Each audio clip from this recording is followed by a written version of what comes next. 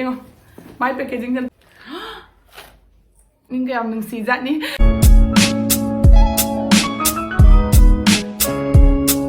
Hello everyone မြန်မာပထမကြီး channel နဲ့တရမ်တော့ကြည့်ရတော့မြန်မာငစီကဗီဒီယိုစီဒီအကြီးဗီဒီယိုတကခွိုက်ငါဗီဒီယိုအိုဒနေဘကကရီကနဟာရကဒီငစီစအကြီးမနီပူတကကြီး parcel မလာအေဘကဒဒကနာနာထားရနဟာရကဒီ the one and only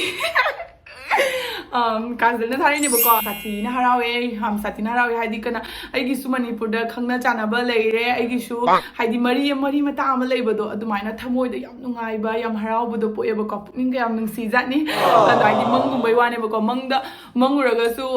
haidi uroi da bako to adune ba mang phawna ba dumaina ne bako ita isa aigi su YouTube channel ama leirakani aigi friend circle jamakani aigi friend Manipur da leirakani aduko moina ngonda pot tharakani Dumaina ka khaludebako ado ngasidi agi mangse mang phaunare ado yong sadi na excitement orebako to mana siga tu mana siga poche khara thabirebako yang sathi na nusi ko unboxing tawning bena lore ado thank you so much nangna se poche ying ding de ko ina thank you harabne ado myam Kajal gi channel da su ai makha da maon da ronge myam ai gi subscriber ngai maon da subscribe to san gadam ni mami mi tu hapa khot pase ina Kajal da dum wari li bako haidi ai mami mi tu hapa khot pa do yam pamjai adagi di tip na pa do ai di eyelashes ka do yam pamjai do leiba su haite do inu Manipur yam to ne na wari dum suna bada mana ma thabir again haiba aina singbagi ne har singbagi tharak to ne ma handak suti thok pada tharak ine bako ngonda ado ayeng ni muna lore do gai mi tu yarak trobani ado magi packaging jam te My packaging something my on the hygiene ba ma phajana pot pa haite duduna tawre isim ko mana unboxing tar ke ka Uff ayeng ni muna si dore Sumana ga di khallu do pot to rak pa du ga ne yam sa haraowe wa ne bu ko ado wa ta ngang le ga mina pot yeng halak te na saur ani bu ko duduna ai pot sai sisu khara lauthora ga wa do ngang age bu ko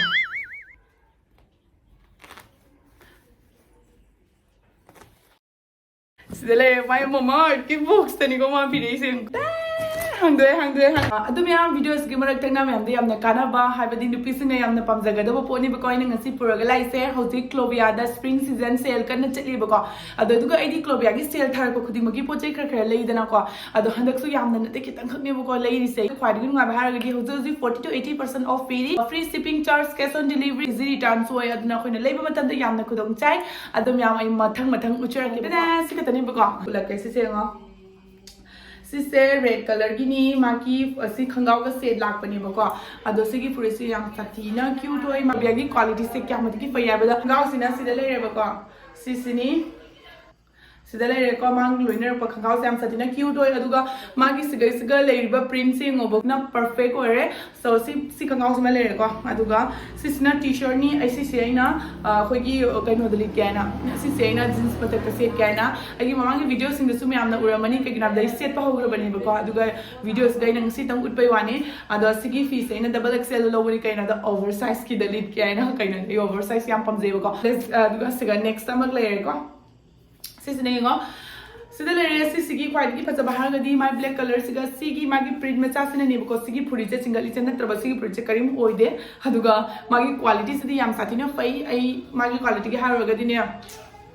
good khupha macha dana fai bako ado sida le ado nupi macha sine set de yam comfortable hoini adu me amna pambira gadi ko sigi phuri chin sigi link to description da jaram ge aduga ate su me amo for be bani aduna me am sa lo aduga anu ro se me am le hero ko aduga coupon ko tham jaram ge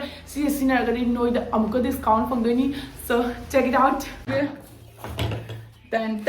ahan bada sida le agi pa pi ko Aigi khwadi bam ai mamit pa hapok trobani ai mamit pa hap tab do ai hoji keraga khara keraga thuklak trobani bako aduga kaino se asin se senenga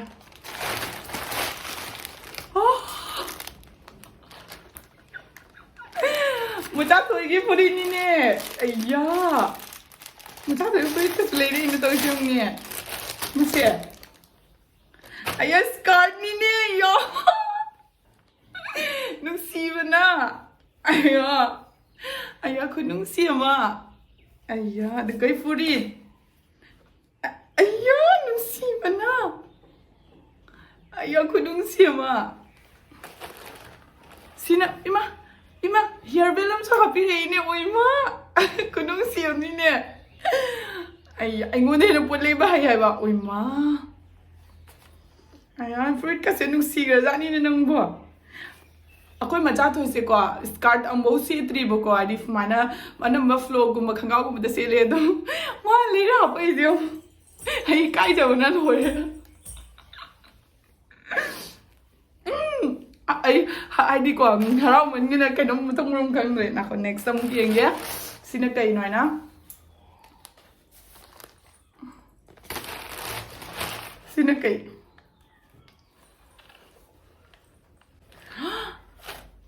Ayo, to free ni dia wow. Ayo, aku bersama.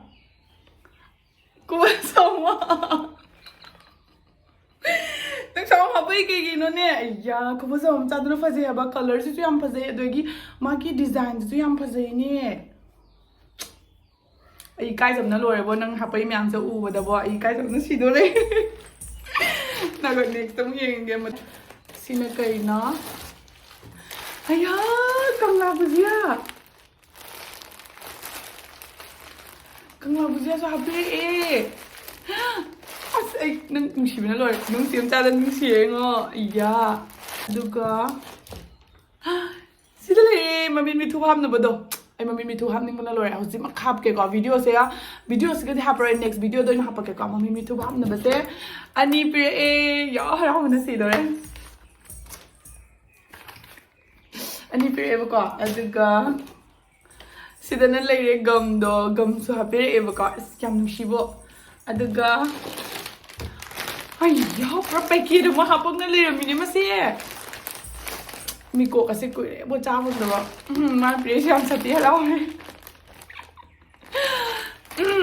mai ka thajale po sa ikam na sidore hai bai kayum chupi de na mo na duga mane ko kamera po chai pire no ado myam maki po chai ngese ai hozik ko ai mo da video calling tauge aduga mak kaino tauge ko yaraga di video da hapakke ko ado ai hozik mo da video calling amta tauge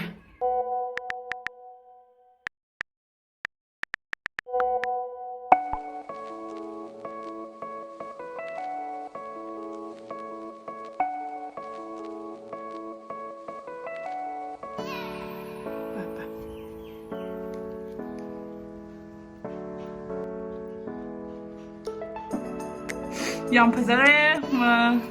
kaja na pire ko free che yam sati na fazare ma yam sati na chana na yam sati na hai na pire ko ma cha thoi de hair bill ko se ne yam sati na nu shi re ko ma na le bi re se thai bi sida je muse mama nu sida je muse ayya se sunde nu glo se ba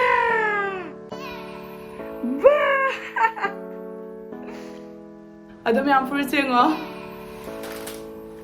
kubaza ba chadna phajai ba aduga igi sari sisiga chanare ba ka yam sati na chanare komang se masak unari do ta sumana igi damang ta kyam jam pochai thabire no mama pamza bana lore loi puna mak loi na pamzare aduni ado yam ikai je ba ka agi viewers ma'am ka le subscribe to ba ka gunu ka adum yam ngasi video di size relation je game yam ngasi video se ngba da nungai video ga di like ma cham tang to send video share subscribe comment to video da ngasi di bye bye